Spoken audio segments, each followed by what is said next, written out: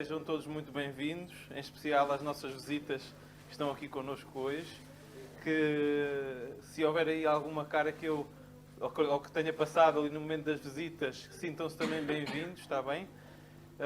Mesmo que não tenham tido a oportunidade de escrever o nosso livrinho, com certeza haverá outra oportunidade. E eu hoje tenho pouquinho tempo, vou tentar comprimir aqui um bocadinho aquilo que eu vos trazia. Mas antes de vos falar do que é que vos vou falar, já vos vou dizer o que é que eu vou falar. Eu hoje vou fazer aqui um bocadinho de uma lembrança, um recordar, ok? Da razão porque é que existe o dízimo e as ofertas. Eu acho que de vez em quando é bom nós irmos um bocadinho lá atrás e percebermos porque é que nós fazemos certas coisas. E principalmente os nossos jovens, por vezes, ainda não ouviram falar do assunto ou não o aprofundaram. E então, de uma forma simples, vamos tentar falar um pouquinho do dízimo das ofertas e olhar um pouquinho para aquilo que a Bíblia nos diz sobre isso. E eu gostava de começar com uma história. Estão-me a pedir para subir um bocadinho o micro. Desculpem lá. Está melhor? Sim? O título da mensagem é Janelas do Céu. E começa com a sua base numa história que está em Gênesis, no capítulo 27, do 1 ao 28. Eu não vou ler a história tal e qual como está na Bíblia, mas vou fazer aqui uma paráfrase um bocadinho por uma questão de tempo para conseguirmos entender. Jacó, que é de quem nos fala aqui em Gênesis 27, nunca tinha se sentido tão desamparado e tão sozinho. E tudo isto porque ele, na verdade, tinha sido desonesto e tinha sido ambicioso. Primeiro tinha-se aproveitado de Esaú, o seu irmão mais velho. Tinha-lhe tirado o direito de primogenitura. Depois, com a ajuda da sua mãe, engana o seu pai Isaque, que já estava cego, para que concedesse a bênção paterna que, por direito, pertencia a Esaú e não a ele. Agora, em Gênesis 27, Jacó estava fugido de casa e, em parte, a fugir das ameaças de morte do seu irmão, que estava extremamente ofendido. Ele inclinou a sua cabeça e chorou ao dar-se conta dos seus planos egoístas, que tinham saído todos pela culatra. Sozinho no deserto, com apenas uma pedra como almofada e um cajado como proteção, Jacó tentava descansar. Ele perguntava a si mesmo se veria novamente os seus pais ou se Deus sequer o perdoaria por aquilo que ele fez. Exausto, Jacó adormeceu. E eu pergunto, será que já não houve situações na nossa vida em que nós passámos por um travesseiro de pedra e nos perguntámos se Deus nos perdoou? E se calhar até no colo dele adormecemos sem termos ainda essa resposta? Mas acontece que de repente um sonho vívido se encontrou envolto por um brilho radiante. Ele viu uma luz resplandecente que saía dos céus abertos com uma linda escada que se estendia desde a glória acima até embaixo na terra. Havia incontáveis anjos brilhantes que subiam e desciam pela escada. Então Jacó ouve o Senhor a falar do céu e promete abençoá-lo em sua jornada.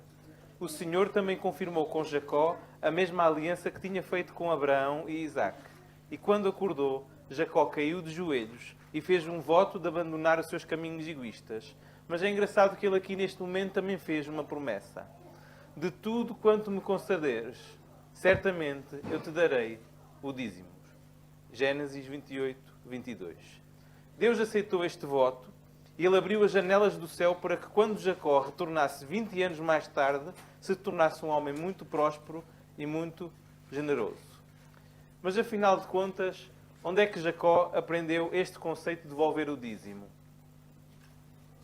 É-nos dito, em Gênesis 14, 18, 20, que Melquisedeque, rei de Salém, trouxe pão e vinho e era sacerdote do Deus Altíssimo.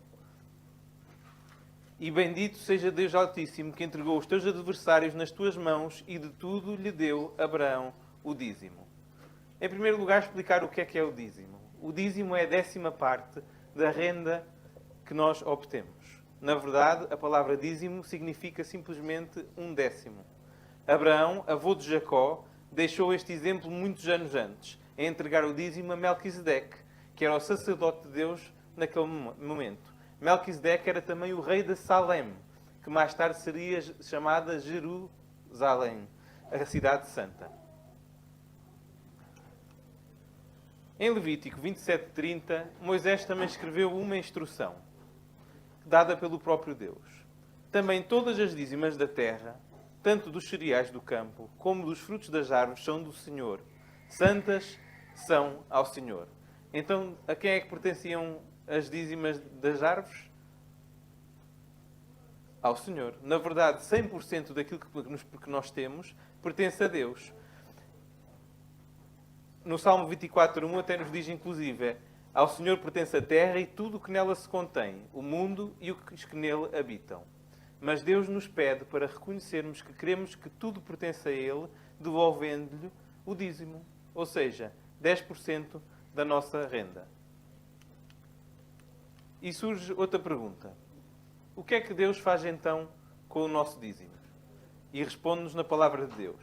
Aos filhos de Levi, dei todos os dízimos em Israel por herança, pelo serviço que prestam, serviço da tenda de congregação. Porque os dízimos dos filhos de Israel... Perdão, isto às vezes demora um bocadinho, ok. Porque os dízimos dos filhos de Israel, que apresentam ao Senhor em oferta, dei-lhes por herança aos levitas. Porquanto, eu lhes disse, no meio dos filhos de Israel, nenhuma herança tereis. Então aconteceu que todo o povo de Israel, quando foi dividido em tribos, todos eles tiveram direito a uma parte de terra. Mas, no entanto, havia este povo, esta tribo, que era a tribo de Levi, e que Deus, de repente, no meio de toda aquela divisão, não lhes dá essa parte de terra. E porquê? Porque Deus havia já escolhido, desde o tempo de Arão, como aqueles que exerceriam o sacerdócio, ou seja, eles teriam a responsabilidade de serem aqueles que ministravam a palavra ao povo, eles eram aqueles que tinham que ministrar todo aquele ritual, o santuário, que apontava para Jesus e mostrava qual é que era o fundamento da fé dos próprios israelitas, e estes levitas não tiveram direito a nenhuma herança, a não ser então estes dízimos. Então Deus pega naquilo que já tinha feito antes com Melquisedeque lá atrás e ensina para o povo de Israel: vocês devem devolver a 10ª parte de tudo aquilo que eu vos dou, mas esta 10ª parte vai para um sítio específico, vai para os levitas. E ele acrescenta aqui, lembrem-se, é como a dizer que eles se lembrassem, não é? Que eles não tiveram nenhuma herança e esta é a herança deles.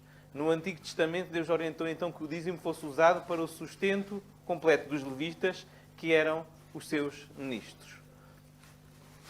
Paulo fala-nos, por acaso estudámos na lição, penso que foi na lição da semana passada ou há 2 semanas atrás, em 1 Coríntios 9, vem um princípio que nos diz o seguinte: não sabeis vós que os que prestam serviços sagrados do próprio templo se alimentam?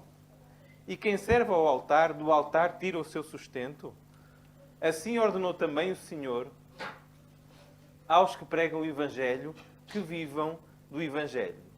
O que Deus disse aqui foi que, assim como os antigos sacerdotes eram pagos como o dízimo do templo, agora no Novo Testamento, Paulo vem-nos dizer que, da mesma maneira, os ministros de hoje devem ser pagos com o dízimo dado por meio da Igreja.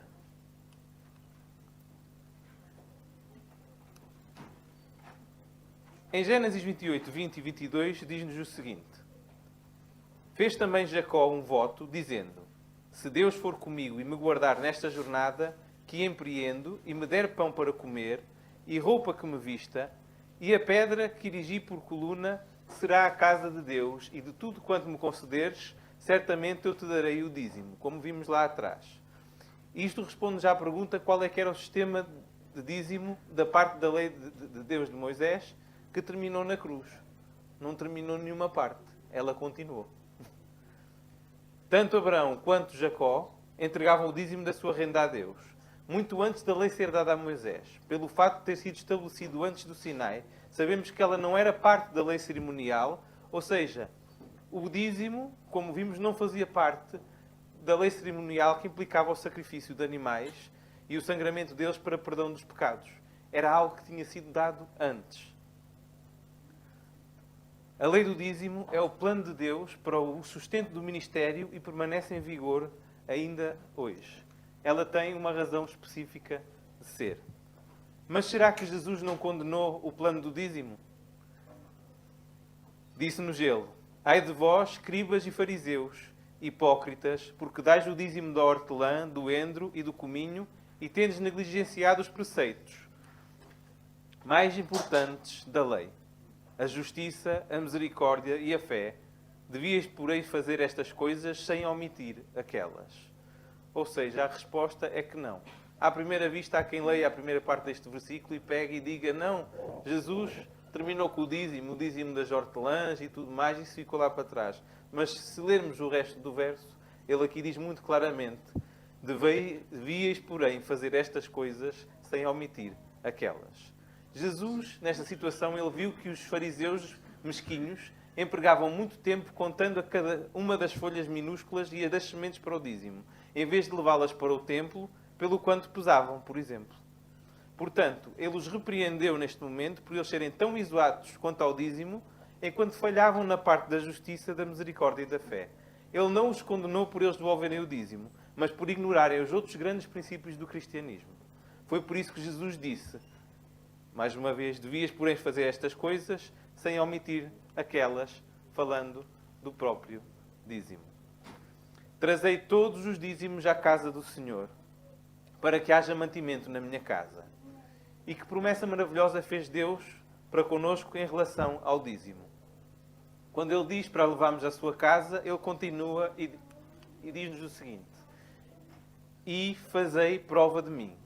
Nisto diz o Senhor dos Exércitos: e se eu não vos abrir as janelas do céu e não derramar sobre vós bênçãos sem medida.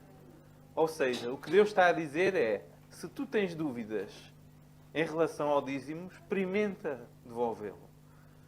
Prova-me, testa-me, e eu vou retornar para ti em bênçãos sem medidas.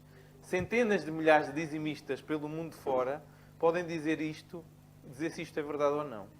Ninguém consegue exceder a Deus em generosidade. Por isso, devolver apenas 10% de 100% que Ele nos dá é apenas uma ínfima parte das grandes bênçãos que Ele nos dá. E atenção que nem todas as bênçãos poderão ser materiais. Será que Deus pede às pessoas que tragam todos os dízimos aos depósitos? E o que é que isso significa? Então todo o Judá trouxe os dízimos dos cereais, do vinho e do azeite aos celeiros. O depósito dos dízimos é a casa do tesouro da Igreja de Deus. Sabem que a concordância bíblica equipara casas do tesouro com depósitos. Em Malaquias 3:10, por exemplo, Deus se refere ao depósito como minha casa, que significa a sua igreja ou templo. Ou seja, outros textos que se referem ao depósito como o templo ou as câmaras do templo estão em 1 Crónicas, se quiserem apontar e depois ver em casa, 1 Crónicas 9:26, em 2 Crónicas 31, 11 e 12 e em Neemias 10, 37 e 38. Ou seja, confirmado pela palavra de Deus por mais de 2 ou 3 testemunhas através de livros diferentes, é óbvio que a tesouraria da Igreja de Deus é a casa do tesouro, a sua igreja. E quando dizimamos, então quem é que recebe o nosso dinheiro? E aliás, escreveu-nos Paulo, em Hebreus 7:8. Aqui são homens quê? Mortais, os que recebem dízimos.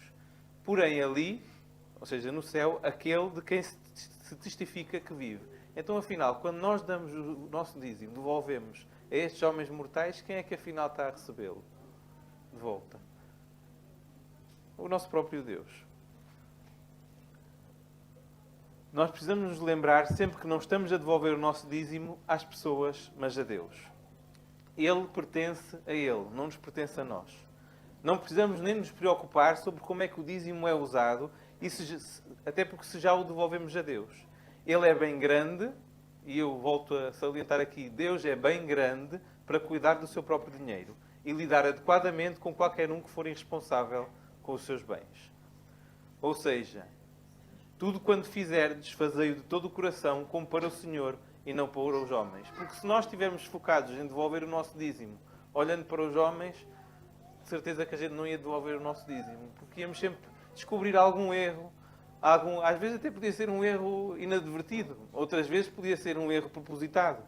E a verdade é que dízimos já foram roubados, ofertas já foram roubadas, desviadas, Já às vezes usou, se calhar, dízimos para coisas que nós achámos, no nosso entendimento, se calhar não era tão bom usar para aquilo, ou usar para isto, se calhar devia ter feito isto ou aquilo, mas lembremos que houve também uma pessoa no Novo Testamento, chamada Judas, que também estava muito preocupada que o frasco de perfume não fosse derramado sobre Jesus, mas que aquele frasco fosse vendido para fazer mais dinheiro, etc, etc. Muito cuidado com este pensamento, meus queridos.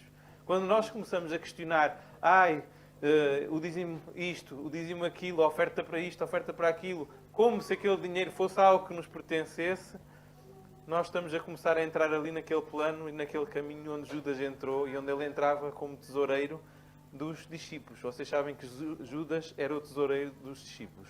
E eu sugiro até, por curiosidade, se alguém hoje à tarde não tiver nada interessante para fazer, que agarrem no livro de Já Todas as Nações e leiam o capítulo que se chama Judas.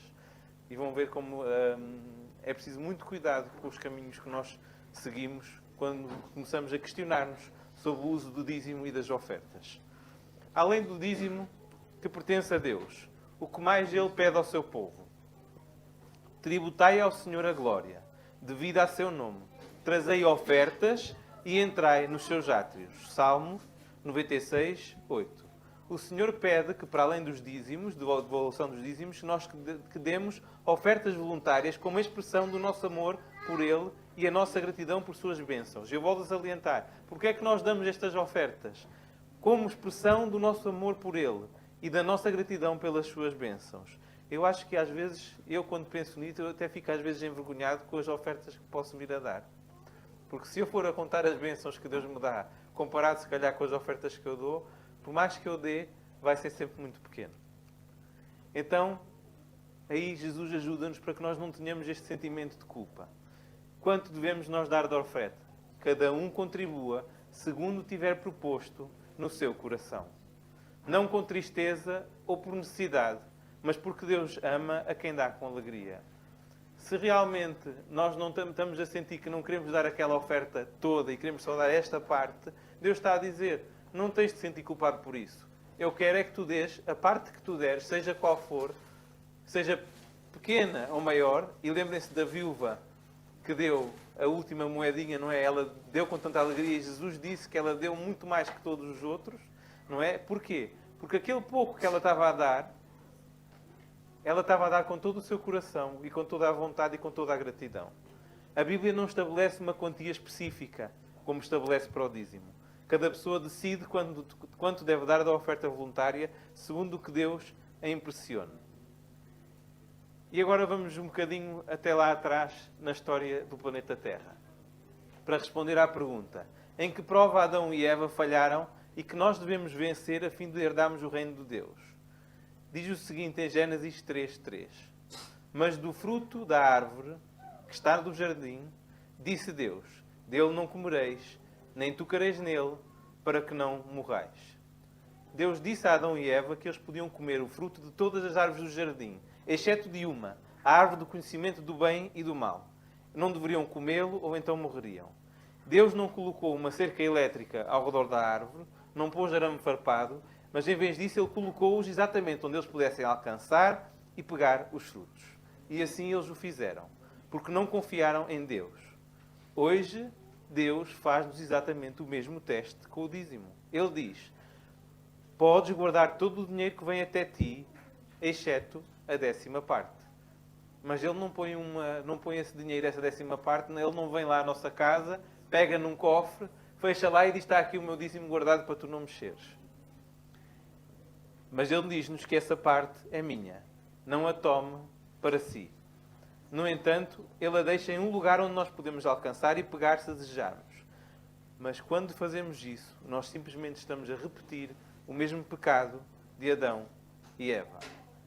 E eu pergunto quantos de nós, se calhar, já não sofreram essa tentação num momento de dificuldade. Deus não precisava do fruto da árvore especial. Era uma prova da lealdade deles. Ele também não precisa do nosso dízimo, pois Ele é dono de tudo. É uma prova do nosso amor, da nossa lealdade e da confiança. E afinal de contas, que mandamento é que nós estamos a quebrar quando nos recusamos a devolver o dízimo e as ofertas a Deus. Em 2 Coríntios 9:7 diz: roubará o homem a Deus? Todavia, vós me roubais e dizeis: em que te roubamos? Nos dízimos e nas ofertas. Perdão que ali não é 2 Coríntios, eu acho que tenho a referência ali errada. Malaquias, perdão, sim. Tem aqui uma gralha. É Malaquias. Mas Malaquias diz-nos claramente qual é o mandamento que nós estamos a quebrar quando não devolvemos os dízimos. É o mandamento que está em Êxodo 20:15, que diz claramente: não furtarás. Deus diz que aqueles que são conscientemente infiéis nos dízimos, que escolhem não dar os dízimos, seja por razão que for, e inclusive ofertas, são ladrões. Se já é ruim nós roubarmos uns dos outros, quanto mais ruim é e terrível roubarmos do próprio Deus. Também é difícil acreditar que as pessoas se venderiam tão baixo ao ponto de roubar dinheiro que Deus designou para a pregação do Evangelho aos perdidos. E sabem que isso também acontece. Através da pregação dos Evangelhos da prosperidade e por tudo mais, em que pedem que tragam tudo aos altares para depois fazer a penthouse e comprar o helicóptero. E eu acho que eu nem preciso falar nomes, que as referências a gente chega logo lá, não é? Mas a verdade é que isto existe pelo mundo. Existem pregadores que fazem isto pelo mundo. Pela graça de Deus, a Igreja Adventista não é assim que funciona.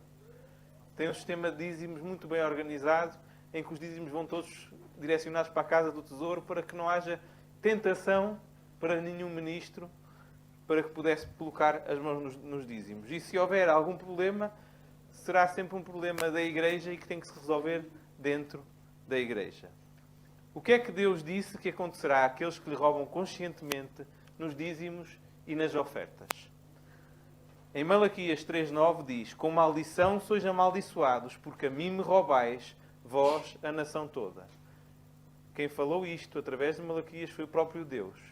É que, meus queridos, se nós roubamos a Deus, seja nos dízimos ou nas ofertas, coisas boas não vão advir, apenas maldição. E olhem que maldição não é uma coisa que a gente queira ter na nossa vida. Em 1 Coríntios 6:10 ainda nos acrescenta: nem ladrões, nem avarentos, nem bêbados, nem maldizentes, nem roubadores herdarão o reino dos céus. Ou seja, aqueles que não são fiéis nos dízimos e nas ofertas são amaldiçoados. E são amaldiçoados com o quê? A menos que mudem, eles vão ficar de fora do reino dos céus. Assim como ficam os ladrões. É óbvio que a gente não pode olhar para este verso bíblico e pensar que isto só serve para os ladrões que roubam entre eles, não é? Porque o mandamento é horizontal, entre uns e outros, mas também é vertical, entre o nosso e o próprio Deus. Porquê é que a cobiça é tão perigosa e porquê é que eu vos dizia, também vos falei há pouco de Judas, e porquê é que também levou onde ele foi parar? Porque onde está o vosso tesouro, aí estará também o vosso coração. A cobiça é letal porque o nosso coração ocupa-se dos nossos investimentos. É uma natureza humana. Se o meu foco é acumular cada vez mais dinheiro, o meu coração torna-se ambicioso, ávido e orgulhoso. Mas se o meu foco é fazer avançar a obra de Deus, o meu coração aí torna-se generoso, amável, liberal e humilde. O nosso coração vai estar onde estiver o nosso tesouro. Nós nunca devemos nos esquecer de que foi a ganância e o amor ao dinheiro que levou exatamente Judas a trair Jesus. Eu gostava de dizer por apenas, mas eu não sei qual era o valor que tinha naquele tempo, mas por apenas 30 moedas de prata, porque não havia valor que valesse a traição de Jesus. E como é que achamos que Jesus se sente quando o roubamos nos dízimos e nas ofertas? Em Hebreus 3:10 diz-nos: por isso me indigno contra essa geração e disse: estes sempre erram no coração, eles também não conheceram os meus caminhos.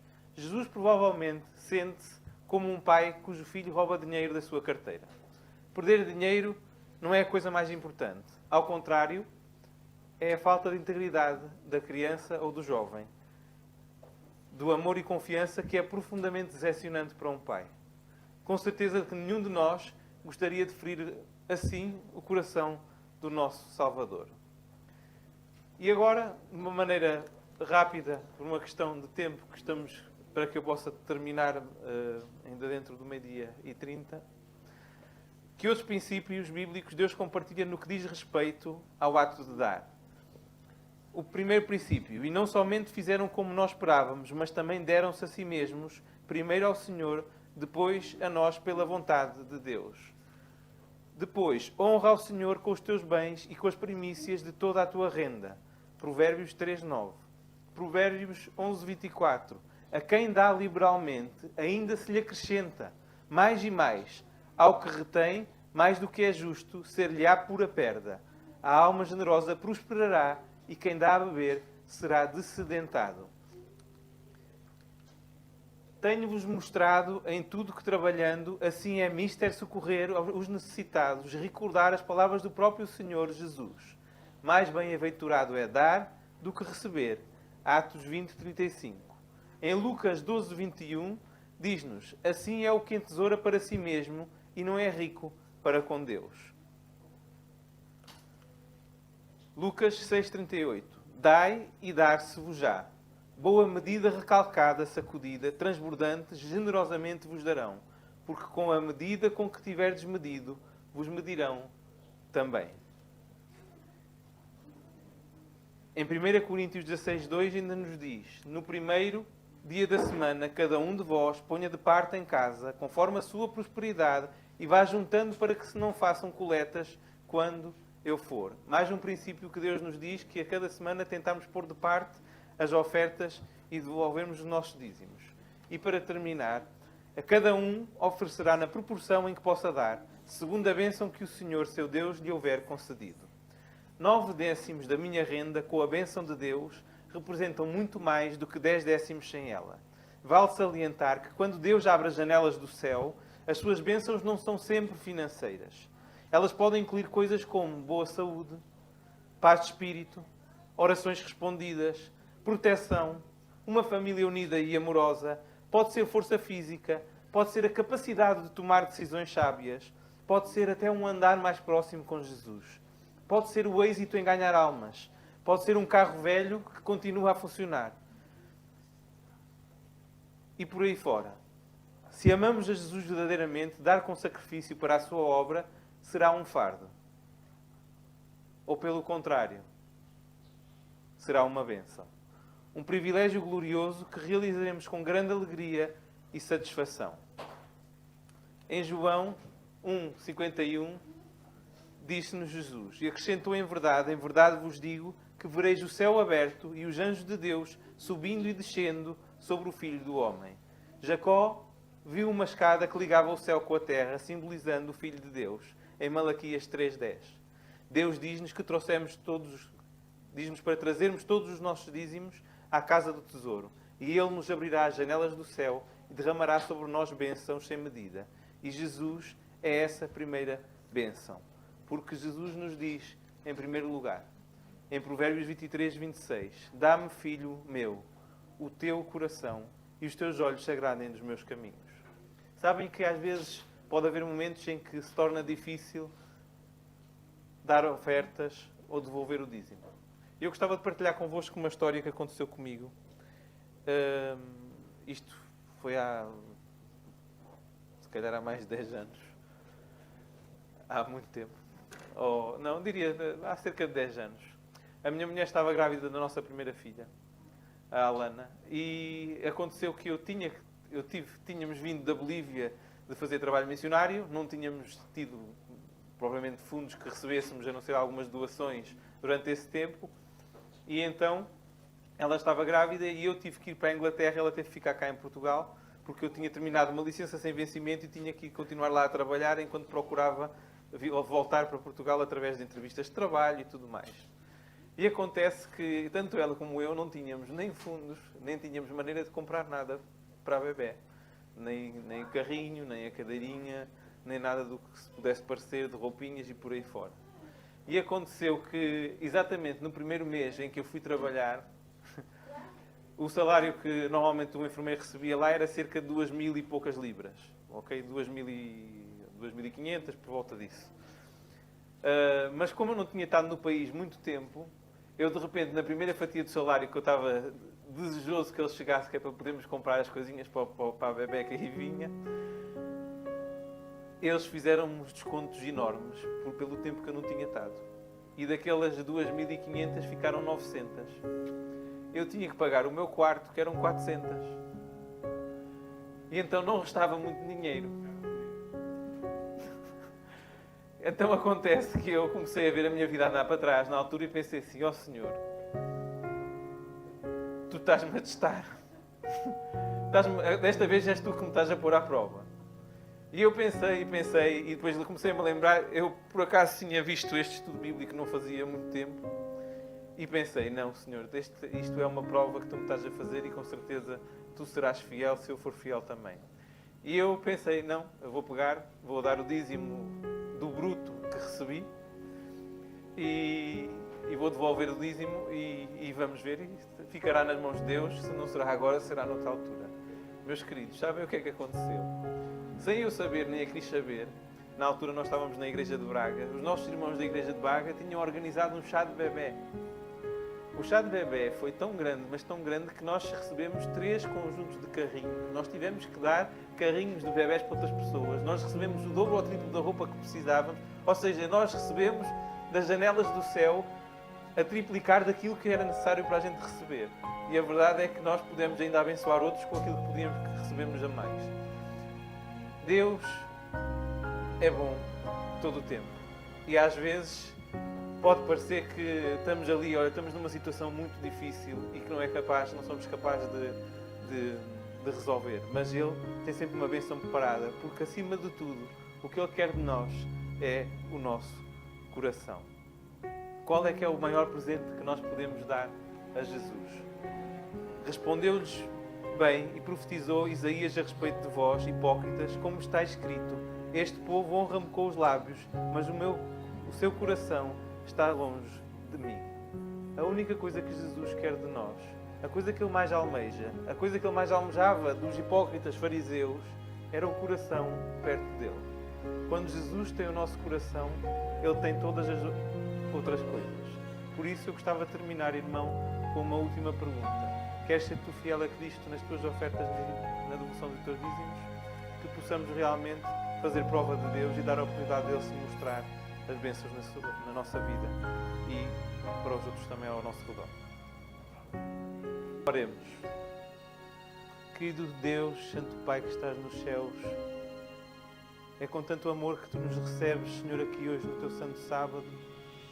Por isso, Pai, após este estudo que fizemos, a olhar para a Tua Palavra, ajuda, Senhor, que ao devolver os dízimos e as ofertas, que seja apenas uma demonstração, Pai, prática, de que Te entregamos o nosso coração, Pai. Senhor, nós sabemos que Tu, mais que bens materiais, mais que bens físicos, o que Tu mais almejas é ter o nosso coração perto de Ti. Nós somos pecadores e os nossos pecados, eu sei, Senhor, que nos separam de Ti. Mas, Senhor, através de Jesus, nós podemos chegar perto a Ti.